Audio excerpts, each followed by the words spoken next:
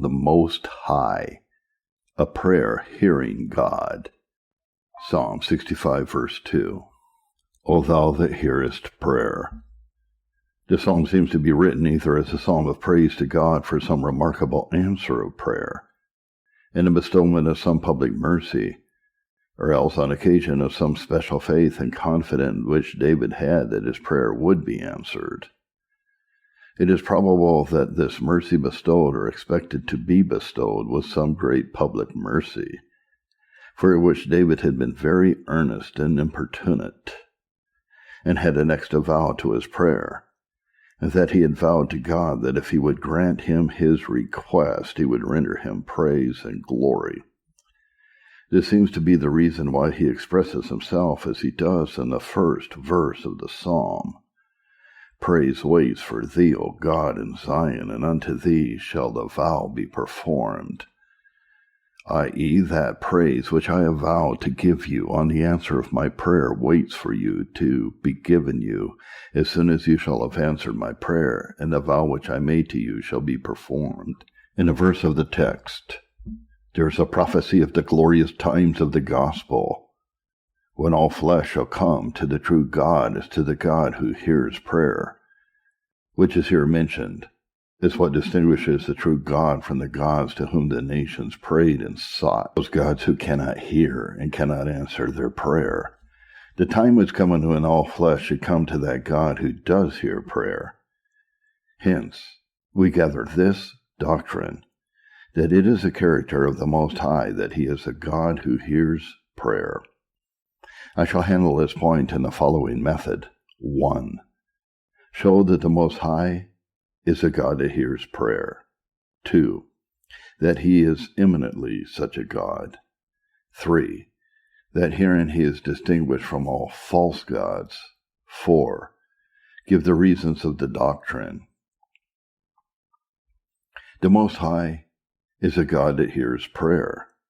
Though he is infinitely above all and stands in no need of creatures, yet he is graciously pleased to take a merciful notice of poor worms of the dust.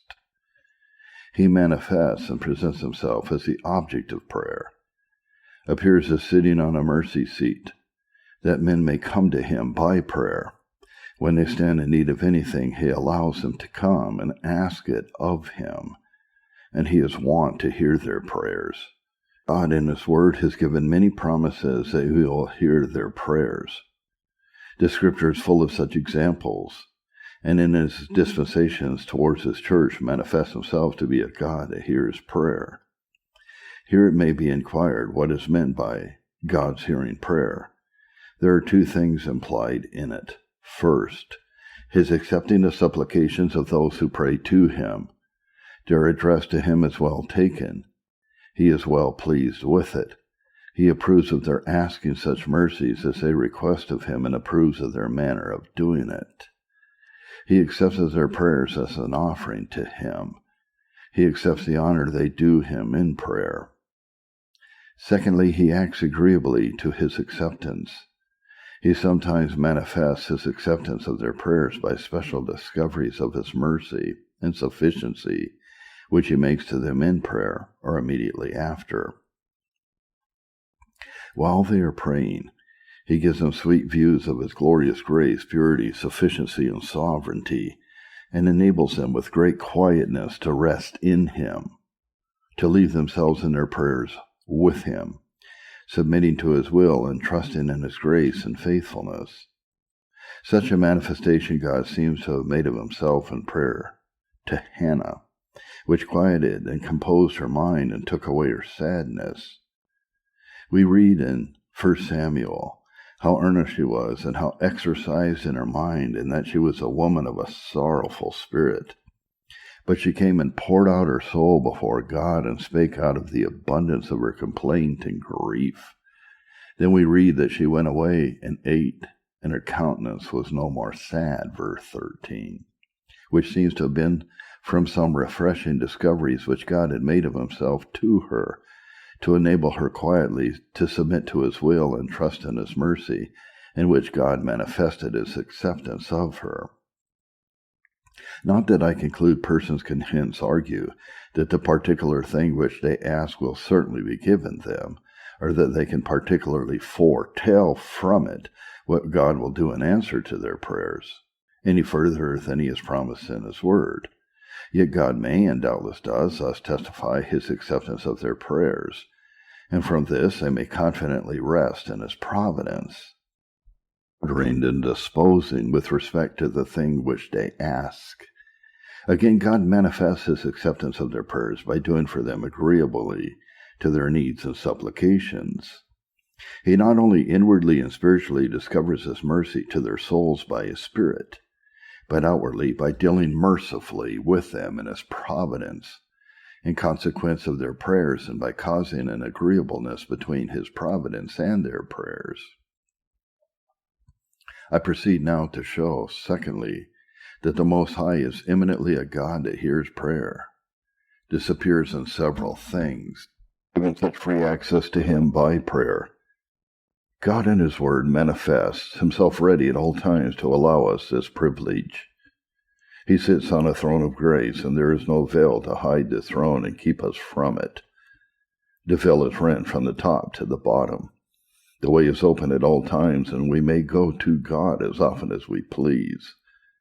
Although God be infinitely above us, yet we may come with boldness. Hebrews 4, verses 14 to 16. Let us therefore come boldly to the throne of grace, that we may obtain mercy and find grace to help in time of need. How wonderful is it that such worms as we should be allowed to come boldly at all times to so great a God. Thus God indulges all kinds of persons of all nations, 1 Corinthians 1, verses 2 and 3, to all that in every place call on the name of the Lord Jesus Christ, both theirs and ours, grace be to you. Yea, God allows the most vile and unworthy, the greatest sinners are allowed to come through Christ. And he not only allows, but encourages, and frequently invites them. Yea, manifests himself as delighting in being sought to by prayer, Proverbs 15, verse 8. The prayer of the upright is his delight. And in the Song of Solomon 2, verse 14, we have Christ saying to the spouse, O my dove, let me hear thy voice, for great is thy voice. The voice of the saints in prayer is sweet to Christ. He delights to hear it. He allows them to be earnest and importunate, yea, to the degree as to take no denial, and as it were to give him no rest, and even encourage him so to do. Isaiah 62, verse 6 and 7. You that make mention of the Lord, keep not silence, and give him no rest. Thus Christ encourages us in the parable of the importunate widow and the unjust judge, Luke 18. So in the parable of the man who went to his friend at midnight, Luke 11, verse 5. Thus God allowed Jacob to wrestle with him, yea, to be resolute in it. I will not let you go except you bless me. It is noted with approbation when men are violent for the kingdom of heaven and take it by force. Thus Christ suffered a blind man to be most importunate and unceasing in his cries to him. Luke 18, verses 38 and 39. He continued crying, Jesus, thou son of David, have mercy on me. Others who were present rebuked him, that he should hold his peace, looking upon it as too great a boldness and an indecent behavior toward Christ, us to cry after him as he passed by. But Jesus did not rebuke him, but stood and commanded him to be brought to him, saying, What will you have me do to you? And when the blind man had told him, Jesus graciously granted his request. The freedom of access that God gives appears also in allowing us to come to him by prayer for everything we need, both temporal and spiritual, whatever else we need to be delivered from, or good we would obtain, Philippians 4, verse 6. Be careful for nothing, but in everything by prayer and supplication with thanksgiving, let your requests be made known to God. Second, that God is eminently of this character appears in his hearing prayer so readily. He often manifests his readiness to hear prayer by giving an answer so speedily, sometimes while they are yet speaking, and sometimes before they pray, when they only have a design of praying. So ready is God to hear prayer that he takes notice of the first purpose of praying, and sometimes bestows mercy upon it. Isaiah 65, verse 24. And it shall come to pass, that before they call, I will answer, and while they are yet speaking, I will hear. We read that when Daniel was making humble and earnest supplication, God sent an angel to comfort him and to assure him of an answer. Daniel 9, verses 20 to 24. God defers for the present to answer the prayer of faith. It is not from any backwardness to answer, but for the good of his people sometimes, that they may be better prepared for the mercy before they receive it, or because another time would be the best and fittest on some other account. And even then, when God seems to delay an answer, the answer is indeed hastened, as in Luke 18, verses 7 and 8. And shall not God avenge his own elect, which cry day and night to him, though he bear long with them? I tell you that he will avenge them speedily. Sometimes when the blessing seems to tarry, God is even then at work to bring it about in the best time and the best manner. Habakkuk 2, verse 3. Though it tarry, wait for it. It will come. It will not tarry. Third, that the Most High is eminently one that hears prayer, appears by his giving so liberally an answer to prayer. James 1, verse 5 and 6. If any of you lack wisdom, God, who gives to all liberally and doesn't upbraid you. Men often show their backwardness to give, both by the scantiness of their gifts and by upbraiding those who ask of them. They will be sure to put them in mind of some faults when they give them anything, but on the contrary, God both gives liberally and upbraids us not with our undeservings. He is plenteous and rich in his communications to those who call upon him. Psalm 86, verse 5. For those are good and ready to forgive, and plenteous in mercy to all that call upon thee. Romans 10, verse 12. For there is no difference between the Jew and the Greek, for the same Lord over all is rich to all that call upon him. Sometimes God not only gives the thing asked, but he gives them more than is asked. So he did to Solomon in 1 Kings 3, verses 12 and 13. Behold, I have done according to your words. Lo, I have given you a wise and understanding heart, so that there was none like you before you, neither after you shall any arise like you. And I also have given you that which you have not asked, both riches and honor, so that there shall not be among the kings like unto you all your days. Yea, God will give more to his people than they can ask or even think, as is implied in Ephesians 3, verse 20. Now, to him that is able to do exceeding abundantly above all that we ask or think. Fourth, that God is eminently of this character appears by the greatness of the things which he has often done in answer to prayer. Thus, when Esau was coming out against his brother Jacob with 400 men, without doubtfully resolved to cut him off, Jacob prayed, and God turned the heart of Esau so that he met Jacob in a very friendly manner. Genesis 32. So in Egypt, at the prayers of Moses, God brought those dreadful plagues, and at his prayer removed them again. When Samson was ready to perish with thirst, he prayed to God, and he brought water out of a dry jawbone for his supply. Judges 15, 18, and 19.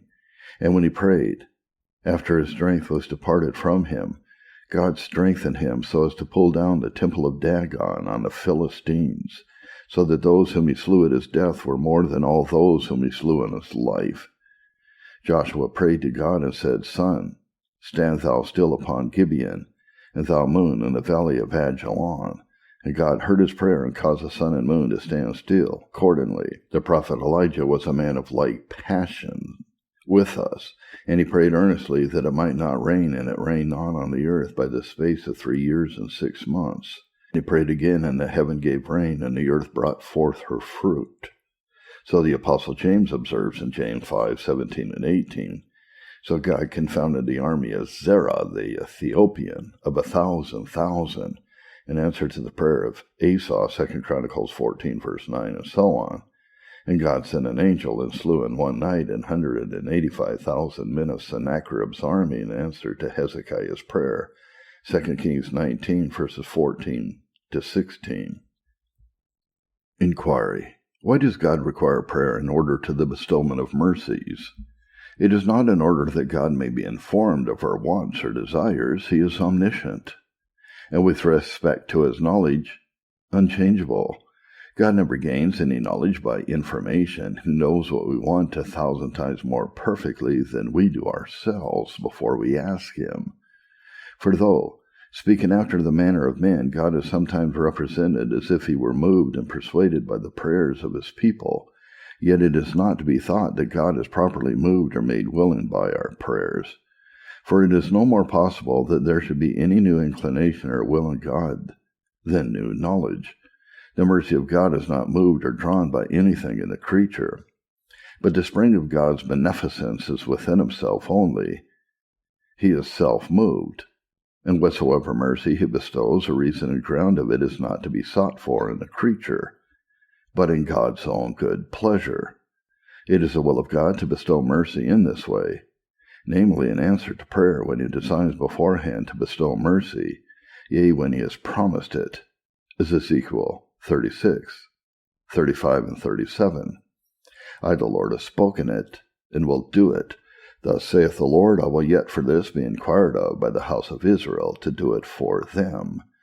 God has been pleased to constitute prayer, to be antecedent to the bestowment of mercy, and he is pleased to bestow mercy in consequence of prayer, as though he were prevailed on by prayer.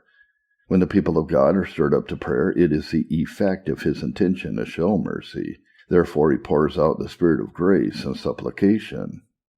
The reasons given why God requires prayer in order to the bestowment of mercy, one especially respects God and the other respects ourselves. First, with respect to God, prayer is but a sensible acknowledgment of our dependence on him to his glory. As he has made all things for his own glory, so he will be glorified and acknowledged by his creatures. And it is fit that he should require this of those who would be the subjects of his mercy, that we, when we desire to receive any mercy from him, should humbly supplicate the divine being. For the bestowment of that mercy is but a suitable acknowledgment of our dependence on the power and mercy of God for that which we need, and but a suitable honor paid to the great author and fountain of all good. Second, with respect to ourselves, God requires prayer of us in order to the bestowment of mercy because it tends to prepare us for its reception. Fervent prayer in many ways tends to prepare the heart. Hereby is excited a sense of our need and of the value of the mercy which we seek, and at the same time earnest desires for it, which the mind is more prepared to prize it, to rejoice in it when bestowed, and to be thankful for it. Prayer with suitable confession may excite a sense of our unworthiness of the mercy we seek, and a placing of ourselves in the immediate presence of God may make us sensible of his majesty, and in a sense fit to receive mercy of him. Our prayer to God may excite in us a suitable sense and consideration of our dependence on God for the mercy we ask, and a suitable exercise of faith in God's sufficiency, that so we may be prepared to glorify his name when the mercy is received.